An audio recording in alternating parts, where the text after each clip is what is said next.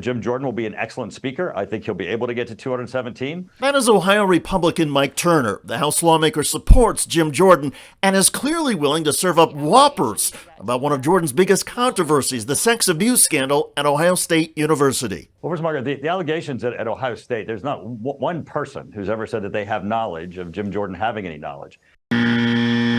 That's false. Several former wrestlers say Jordan knew about a team doctor's sexual abuse. And what occurred at Ohio State wasn't even under Jim Jordan. He was not the head coach.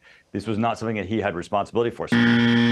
Actually, he did have responsibility, because even though it's true Jordan was not the head wrestling coach, he was an assistant coach. Those that are making accusations are making, just presumptions of, well, he would have had to have known. But there's no one, I mean, mind you, this was years ago, no one who has come forward at all ever said that there was actual knowledge on Jim Jordan's part. Jim Jordan called me crying,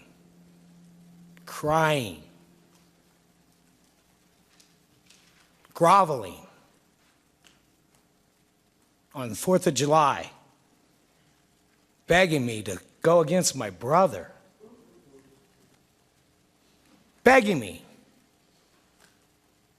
Crying for a half hour. That's the kind of cover-ups that's going on there. Jim Jordan called me several times after that. That week, I had to have my lawyer call him, tell him to stop calling me. I had a teammate, George Pardos, I called and told him, call Jim Jordan and tell him to quit calling me or I'm going to beat his ass. He's throwing us under the bus, all of us. He's a coward. He's a coward.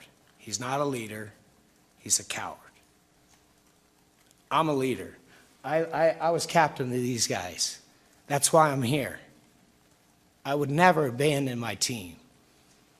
He abandoned us. The testimony against Jim Jordan from former Ohio State wrestlers is gripping, and the effort by House Republicans to try and bury all of this is sickening.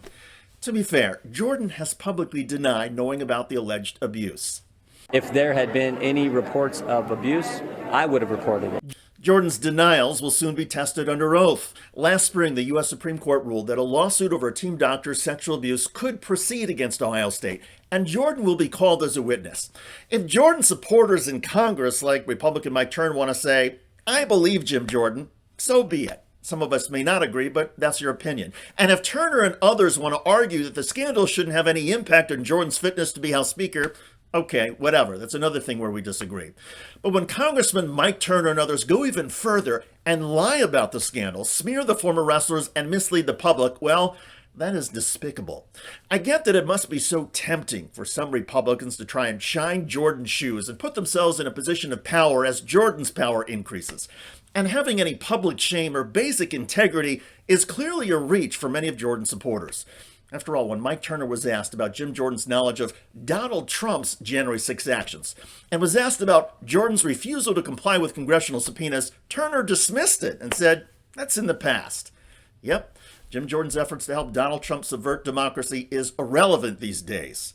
Good grief.